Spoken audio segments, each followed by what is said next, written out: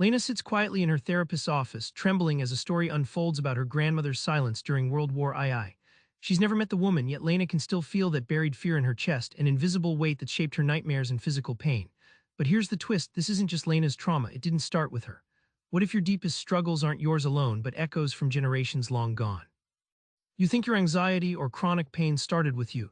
Think again, it might be an inherited legacy, etched not just in stories, but in your very DNA. Lena's grandmother survived the bombings of Warsaw but never spoke a word about it. Decades later, Lena struggles with relentless anxiety and crippling migraines. Therapy reveals an emotional inheritance.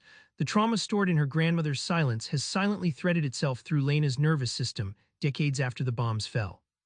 Imagine trauma as a secret message encoded in your DNA, like a hidden tattoo your ancestors left behind.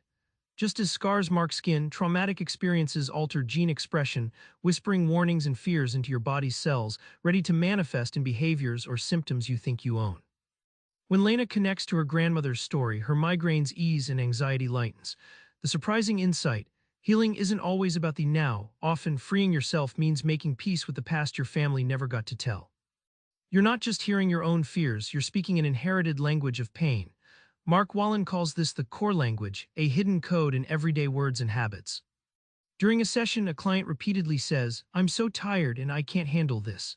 Wolynn notices these phrases match his grandmother's wartime laments found in family records.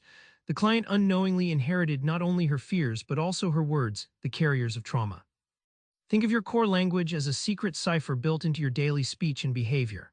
Like cracks in a dam revealing hidden pressure, these repeated phrases and avoidance habits point to emotions long suppressed but still leaking through, begging to be recognized. By consciously speaking and working with their core language, clients experience breakthrough moments, realizing their anxiety wasn't just theirs but a message from past generations.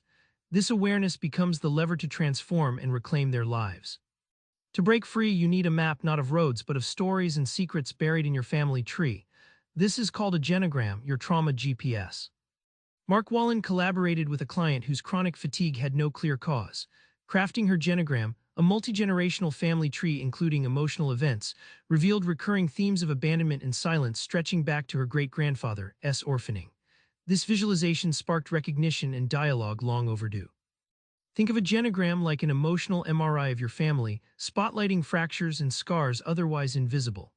It helps connect symptoms with stories, turning vague anxiety into identifiable, manageable pieces rather than a mysterious burden. Once the client saw the patterns laid bare, she could rewrite her role, not just as a victim but as a bridge to healing. Embracing those stories lets you reclaim your autonomy and redefine your family's narrative, breaking the repeating cycle. Remember Lena, that trembling weight in her chest started with a grandmother's silence but ended with her own voice. By tracing trauma beyond her lifetime, she untied chains she never knew she carried.